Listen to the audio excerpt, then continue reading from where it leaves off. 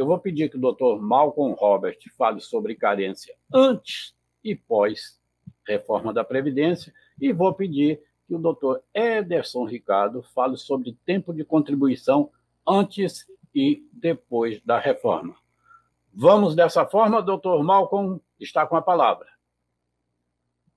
Perfeito, então, meu amigo, perfeito. Então, vou fazer essa introdução, depois a gente passa conforme combinado, para o professor Ederson Ricardo. Então, olha só, primeiramente, só para definir o que seria carência, a grosso modo. Carência, de acordo até com o artigo 24, pegando ainda a Lei 8.213, é a quantidade mínima de contribuições que a pessoa, que o segurado, pegando o termo próprio do direito previdenciário, que o segurado tem que contribuir para poder usufruir de algumas prestações previdenciárias. Tá? Varia de acordo com a espécie do benefício, há certas situações que, mesmo se tratando de um benefício que ora reclama, ora não, a gente vai ter essa particularidade. Por exemplo, o auxílio por incapacidade temporária, outrora chamada de auxílio-doença, reclama como regra 12 contribuições mensais de carência para poder usufruir, ou seja, é uma espécie, não deixa de ser um seguro, o próprio nome do INSS, Instituto Nacional do Seguro Social, é um seguro que você paga e que fica condicionado a uma determinada quantidade de recolhimentos mensais que a pessoa tem que pagar para depois poder usufruir. Então, carência, a grosso modo, é isso, é o número mínimo de contribuições mensais.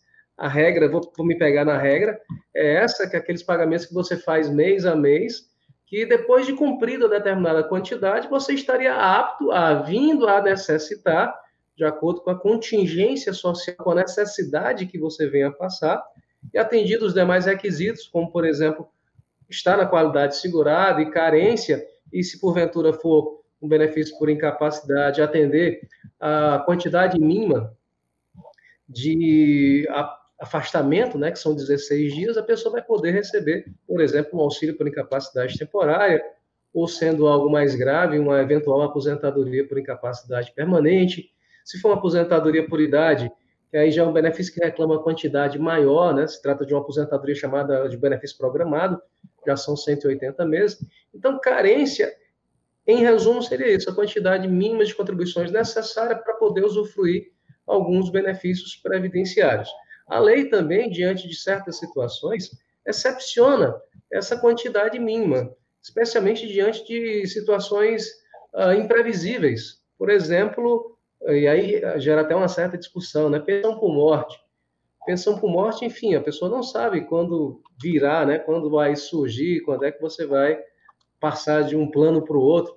Então, diante dessa circunstância, apesar de um determinado momento da lei se falar em 18 contribuições, mas a pensão por morte, se nós verificarmos lá no artigo 26, por exemplo, continua dizendo que não tem carência. Tá? Artigo 26, inciso 1º da 8.213, diante justamente dessa circunstância inesperada que é o falecimento. Tá? Então, dependendo da espécie do benefício, o segurado terá que ter pago antes de precisar ou antes de eventualmente faltar, no caso de eventual óbito ou auxílio-reclusão, que é outro benefício também voltado para uma situação igualmente a rigor, imprevisível, muito embora agora, antes mesmo da reforma, já tenha sofrido alteração. Tá? O auxílio-reclusão, embora também até 2019 fosse igual à pensão por morte, no que toca a ideia de também, por ser um fato imprevisível, não ter como você se programar, não tinha carência, passou a ter a partir de 2019, a partir de janeiro. Então, quando se trata de carência, é fundamental que se atente para a previsão dos artigos 25 e 26 da 8.213. Lá vem dizendo as situações por espécie de benefício, a quantidade exigida, no artigo 25, para ser mais exato.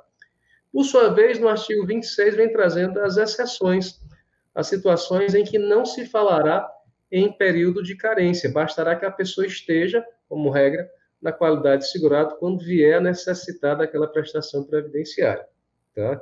Então, carência, a grosso modo, seria isso, quantidade mínima de contribuições. Acontece o seguinte, tá?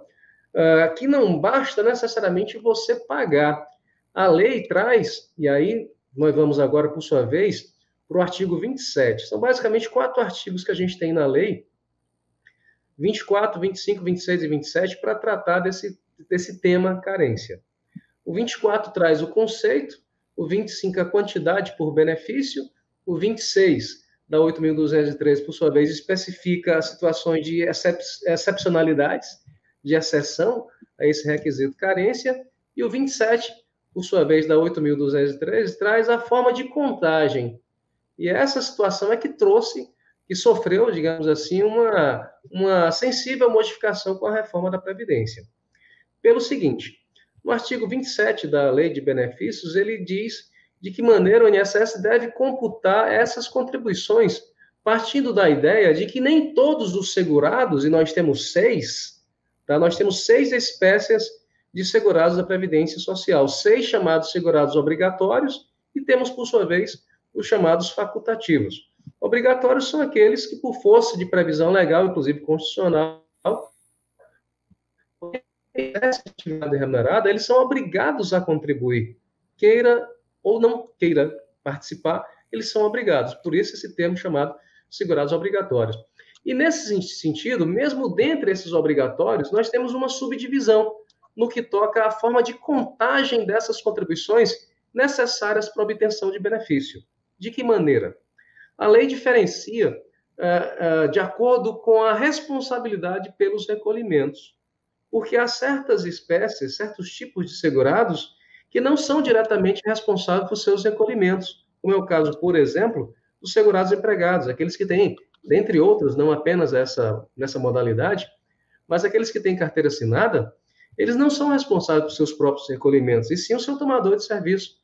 Então, ao tempo em que nós verificarmos, dentre os segurados obrigatórios, aqueles que não têm ingerência, não têm responsabilidade pelos seus recolhimentos, ao tempo em que, normalmente, as suas contribuições já virão descontadas do seu salário, eles terão presumidas as suas contribuições, porque já foram descontadas dos seus salários e eventual cobrança, eventual irregularidade, há de ser cobrada de justamente a quem a lei atribuiu esse ônus, que seria o seu tomador de serviço, o seu empregador.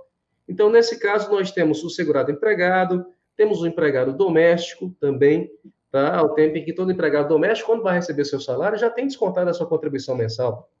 De igual modo, nós temos o trabalhador avulso, tá? Também temos o trabalhador avulso e, por fim, ainda dentre os contribuintes individuais, os segurados, obrigatórios, temos os contribuintes individuais, aqueles contribuintes individuais que prestam serviço a empresas, não aqueles que trabalham por conta própria, porque, veja, ainda há uma subdivisão dos obrigatórios na categoria dos contribuintes individuais.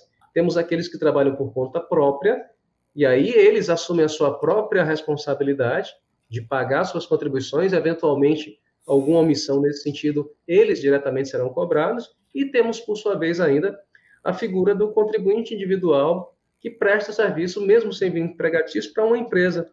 E, nesse caso, a legislação equiparou, de certo modo, a gente pode assim falar, esse contribuinte individual ao empregado no que toca à responsabilidade dos seus recolhimentos. Porque quando uma empresa, ou equiparada à empresa, contrata um contribuinte individual para uma determinada prestação de serviço, mesmo sem vínculo empregatício, a lei diz que quem contrata fica responsável por descontar a contribuição devida por aquele contribuinte individual. Portanto, a gente vai ter a mesma situação do empregado, ou seja, ele não será diretamente responsável por repassar sua contribuição mensal. Então, quando se trata de carência, a lei, no artigo 27, coloca que essas 4 pessoas, esses 4 segurados, eles têm as suas contribuições, entenda-se, a sua carência presumida, ao tempo em que demonstrarem a sua condição dentre essas 4 categorias de segurados.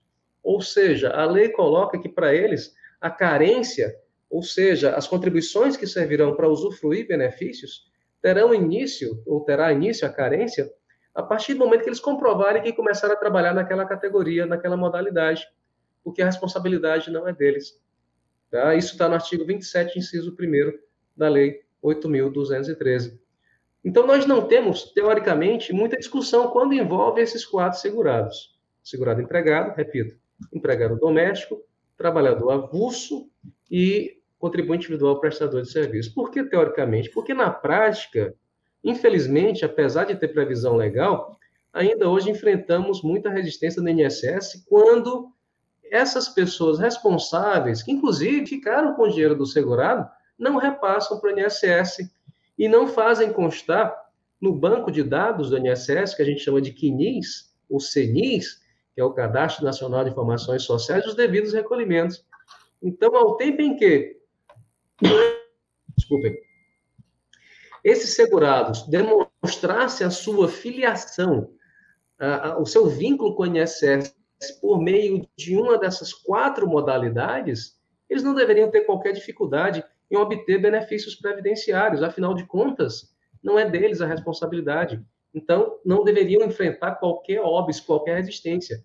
Entretanto, isso é na teoria, porque na prática, infelizmente, e aí proponho, caso vocês tenham alguma dúvida a respeito disso, entrem em qualquer site de tribunal e pesquisem hoje mesmo aí, vocês vão encontrar em todos os tribunais, todas as 5 regiões, por enquanto, né? A 6ª está chegando aí, decisões, discussões judiciais envolvendo essa temática, o que é um absurdo, porque a lei é bem clara. Então, jamais deveria o INSS estar negando benefício por falta de recolhimentos quando se trata de segurados que não têm essa responsabilidade. Embora, na negativa que o INSS emita, naquela carta de indeferimento, ele não coloque isso de forma clara. Ele coloca algumas, digamos, subterfúgios. Coloca nega porque não tem qualidade de segurado, ele não elenca necessariamente o que aconteceu. Tá? Então, na teoria, deveria funcionar dessa maneira. Então, a carência, que essa quantidade mínima de contribuições, não deveria jamais ser problema para esses 4 segurados.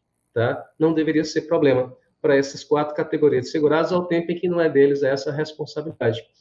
Por sua vez, o grande problema está no artigo 27, inciso 2º, da 8.213, que diz respeito aos contribuintes individuais que trabalham por conta própria e os facultativos. Esse sim, nós temos algumas discussões severas.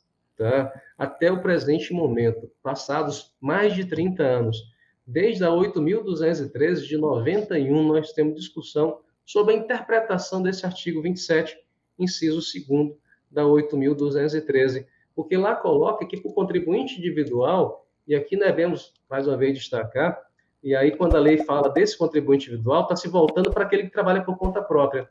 A carência para ele terá início...